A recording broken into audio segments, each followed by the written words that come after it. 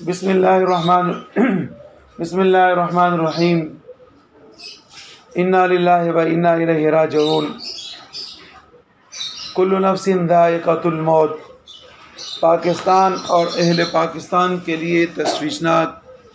اور افسوسناک، غمزدہ اور دکھ برا خبر کہ محسن پاکستان ایٹمی سائنسدان ڈاکٹر عبدالقدیر خان صاحب، جو کئی عرصے تک بیمار رہے اور آج اس دار فانی سے آخرت کی طرف کوچ کر گئے۔ یقیناً وہ ایک بڑے شخصیت تھے اور انہی کی بدولت، انہی کی جہد و جہد کی وجہ سے آج پاکستان اس مقام پر پہنچ چکا ہے کہ پوری دنیا کا اکیلے مقابلہ کر سکتا ہے۔ اور یقیناً یہ ایسے محب وطن کہ جنہوں نے اپنی تن من کی قربانی دے کے پاکستان کو اس پروان چڑھایا کہ آج پوری دنیا میں اس کا نام اگر لیا جاتا ہے تو احترام سے لیا جاتا ہے،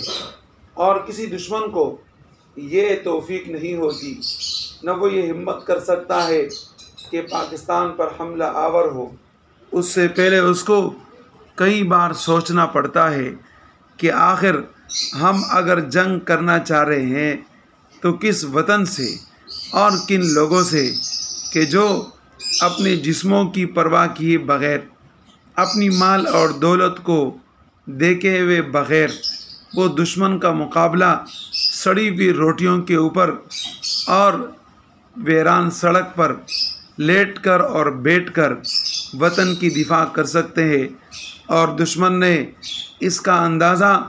پاکستان کے ساتھ مختلف جنگوں میں لگایا، اور ان کو پتہ بھی چلا کہ پاکستان اور اہل پاکستان اور پاکستان کی افواج اور عوام وہ ایک ایسے دلیر لوگ اور قوم ہے کہ جو اپنے دشمن کے آنکھوں میں آنکھیں ڈال کر ہمہ وقت ہر حالت کے اندر، ہر مشکل اور سہولت میں دشمن کو منہ توڑ جواب دینے کے لیے ہمہ وقت تیار رہتے ہیں۔ وہ ہے ڈاکٹر عبدالقدیر خان کی بدولت۔